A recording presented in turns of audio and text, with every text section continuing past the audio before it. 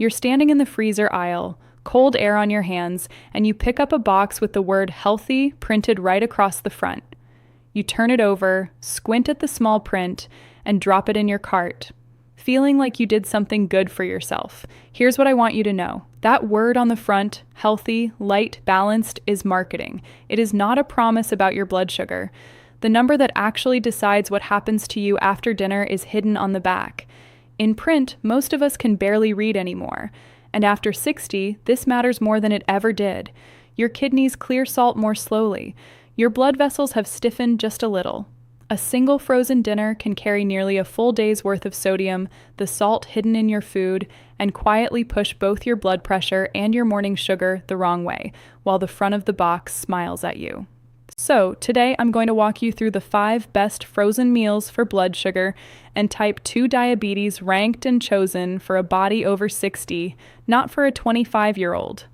I'll show you the ones to leave on the shelf too. Stay with me all the way to number 1 because it's the one almost everyone walks straight past in that aisle, and it may be the smartest choice of all. Before we go any further, do me a small favor. Walk to your freezer in your mind right now. How many of those frozen dinner boxes are sitting in there waiting for you tonight? Type that number in the comments. And if you'd like more plain-spoken medical guidance on keeping your blood sugar steady after 60, subscribe so the next one finds you. Now, let me tell you something that changes how you see that whole aisle. What we lump together as frozen food is really 2 very different worlds sharing the same cold shelves. On one side, you have whole ingredients frozen at their peak. Bags of broccoli, green beans, spinach, plain fish fillets, chicken breast. On the other side, you have the prepared dinners, the entree and bowls that come fully assembled and ready to microwave. To your blood sugar, these 2 are almost opposites. And here's the part that surprises most people. Those plain frozen vegetables are not the villains you might think they are. A 2-year study in the Journal of Food Composition and Analysis found that when there was any difference in vitamin C content, frozen produce actually beat fresh produce that had been sitting in a refrigerator for 5 days more often than not. A separate analysis in the Journal of Agricultural and Food Chemistry back in 2015 found vitamin C levels in frozen produce that matched or exceeded the fresh version. The reason is simple. Freezing locks nutrients in place at the moment of ripeness instead of letting them fade during days of shipping and storage. The real risk lives on the other side of the aisle. Those prepared on trays are what scientists call ultra-processed foods, and the research on them is sobering. A large study in diabetes care in 2023, led by Chen and colleagues, followed nearly 200,000 Americans and found that the people eating the most ultra-processed food had roughly a 46% higher risk of developing type 2 diabetes. A 2025 meta-analysis pooling 12 separate groups landed in the same place with a relative risk near 1.48. But I want to be fair here. Not every prepared meal is equally harmful. The danger isn't the fact that something was frozen. It's the sodium, the refined starch, and the hidden sugar packed inside certain products. Which brings me to Rai. Rai is 69, newly retired, living on his own, and he was diagnosed with type 2 last year. After that diagnosis, he did what he thought was right. He filled his freezer with boxes stamped lean and lighter, certain he was choosing wisely, and still his morning numbers kept creeping up. He'd hold each box out at arm's length to read it because he never remembers where he set his glasses.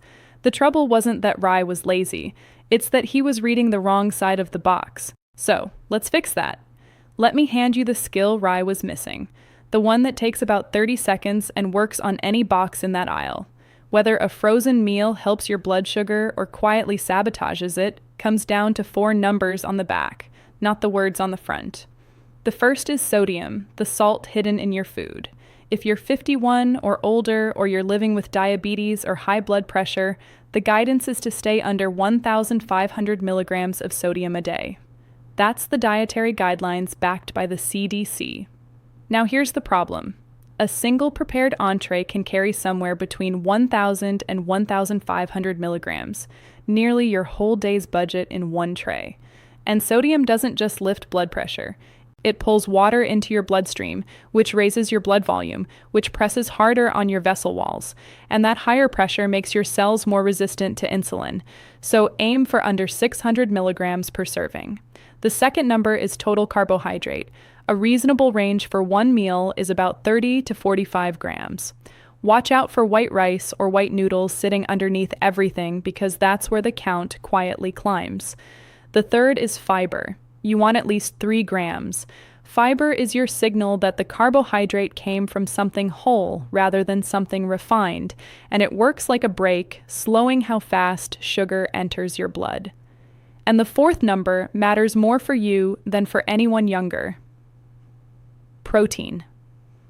A 2019 review in Frontiers in Nutrition pointed out that the standard recommendation of 0.8 grams per kilogram was based on young men, and it may simply not be enough as you age.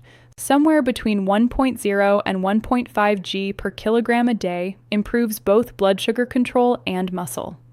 That's because of something called anabolic resistance. As the body ages, it becomes harder to build muscle from the protein you eat, so you need more of it to fight muscle loss, what we call sarcopenia. Protein also keeps you full and flattens the sugar spike after eating. From here on, every choice we look at gets held up against those exact 4 numbers. Number 5, let's start where it's easiest to trust. Because when you're first learning to read that back label, you want a choice that's already been checked by someone other than the company selling it. The pattern to look for is a balanced bowl. Vegetables, a lean protein, and 1 portion of quality carbohydrate, all in a controlled serving size. Nothing oversized, nothing swimming in sauce. Just the 3 pieces in sensible proportion. A good example you'll actually find in most stores is the Lean Cuisine Balance Bowls line. These carry the better choices for LifeMark from the American Diabetes Association. Each bowl comes in at 400 calories or less, gives you a serving of vegetables, and adds 0 grams of sugar. Now, I want to be straight with you about what that mark means and what it doesn't. It is not a medical certification. The manufacturer pays a licensing fee to take part in that program with the Diabetes Association. That doesn't make it worthless. A company willing to build a product around those standards has usually done the harder work of keeping calories and added sugar down. But it's a starting point, not a stamp that lets you skip reading. You still turn the box over. So, hold it up against our 4 numbers. On the strengths, the carbohydrate lands in a moderate range and the added sugar is 0. 2 things working in your favor before you even heat it. The number to keep an eye on is sodium because that swings a lot depending on which flavor you grab.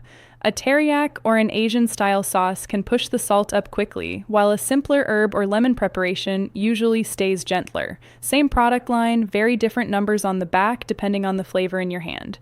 That's number 5. Dependable, easy to find, and a safe place to begin. Number 4, once you're comfortable reading that label, you can ask for more than balance. You can ask the meal to actively work for your muscle while it holds your sugar steady. That's the step up here. The pattern is a power bowl, sometimes called a protein bowl, built on a whole grain instead of a refined one. That means brown rice or quinoa, grains that still have their outer bran layer, so your body breaks them down slowly instead of all at once. On top of that base, you get a generous amount of protein and plenty of vegetables. A widely available example is the Healthy Choice Power Bowls line. Dietitians point to these often because the protein and fiber run high, the price stays reasonable, and you can find them in most stores across the United States and Canada. Here's why this one earns its place for a body over 60. Remember that 4th number, protein, and the anabolic resistance we talked about. The fact that aging muscle needs more protein to hold its ground. A high protein bowl hits that need directly, giving you the raw material to protect the muscle you have.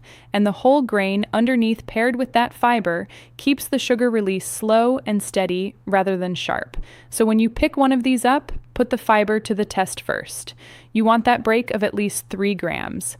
Then check the base with your own eyes. 2 bowls from the same brand can look nearly identical on the front, but one is built on brown rice or quinoa, and the other on white rice.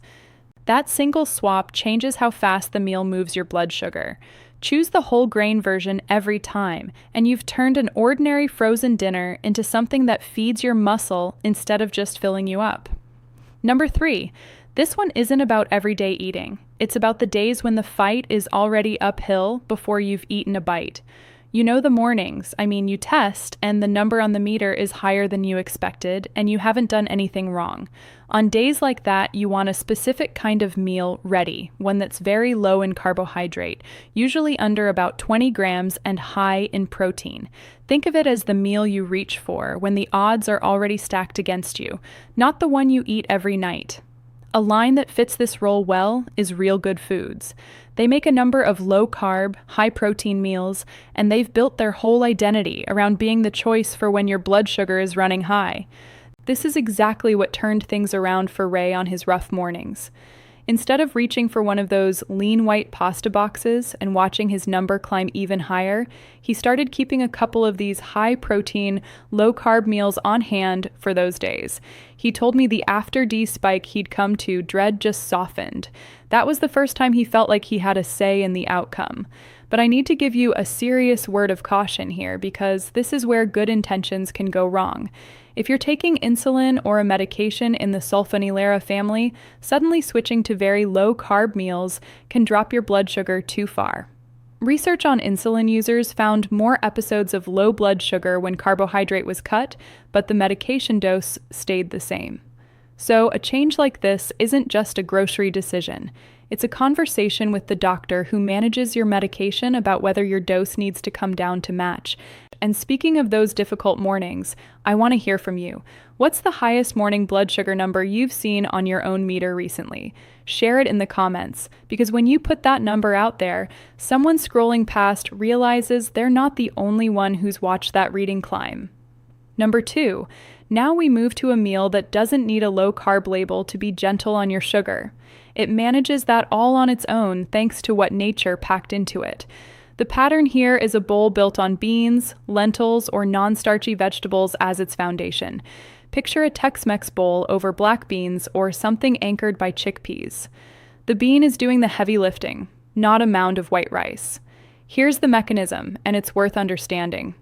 Beans are rich in fiber, and they carry something called resistant starch, a kind of starch that passes through your small intestine almost undigested, so it doesn't send your sugar racing up the way ordinary starch does.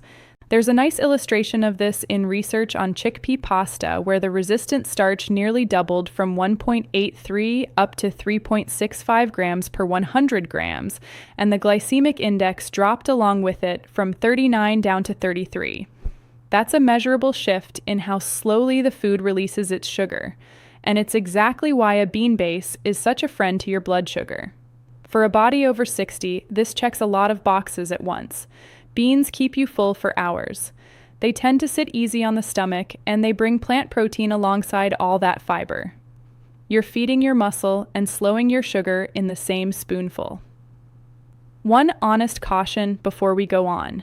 A meal being plant-based or bean-forward doesn't automatically mean it's low in salt. Some of these bowls lean hard on seasoning to carry the flavor, and the sodium climbs right back up. So even here with a meal that has so much going for it, you turn the box over and check that first number. The beans earn this one its spot at number 2, but only the version that hasn't been drowned in salt. And number 1, here's the promise I made you at the very start. The meal almost everyone walks straight past in that aisle. I'll bet you've done it too. It isn't a box at all. It isn't the one stamped diabetic-friendly in careful lettering. The single best choice for your blood sugar is a bag of frozen, non-starchy vegetables. Broccoli, green beans, spinach, cauliflower paired with a plain frozen protein, a fish fillet with no breading, a chicken breast, a handful of shrimp. You put them together yourself, and it takes about 5 minutes. Now let me tell you why this sits at the top. With those 4 numbers we've been checking all along, you finally hold every one of them in your own hands. The sodium is close to 0 because you didn't pour a sauce packet over it. There's no added sugar because nobody added any. The fiber is high and the protein is high. It costs less than any prepared bowl. There's almost nothing wasted, and it holds on to its nutrients, which brings us right back to where we started, those frozen vegetables that outperformed 5-day-old fresh. That plain frozen protein gives you the building block of a real meal without dragging along the sodium and refined carbohydrate that come baked into a finished entree. This is what actually pulled Ray's morning numbers down.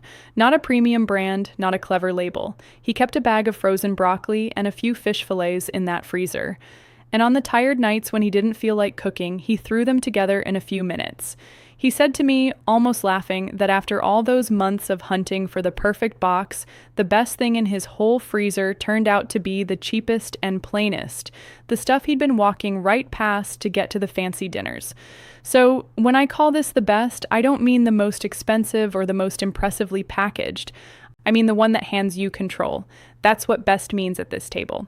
Control, not a label on the front. Now let's turn the card around for a moment, because knowing what to reach for only helps if you also know what to put back. A few kinds of frozen meals stack refined carbohydrate, sodium, and poor quality fat all into the same tray. And those are the ones worth leaving right where you found them. The oversized dinners first, the hungry man-style portions built to fill a plate, and then some. Then the savory pies, the pot pies with their pastry crust, breaded fried fish, pizzas heavy with cheese, those frozen breakfast sandwiches, the fried appetizers and finger foods, and the frozen desserts sitting quietly at the end of the aisle. Here's the measuring stick. Dietitians generally suggest staying under about 600 milligrams of sodium and getting more than 2 grams of fiber in a meal.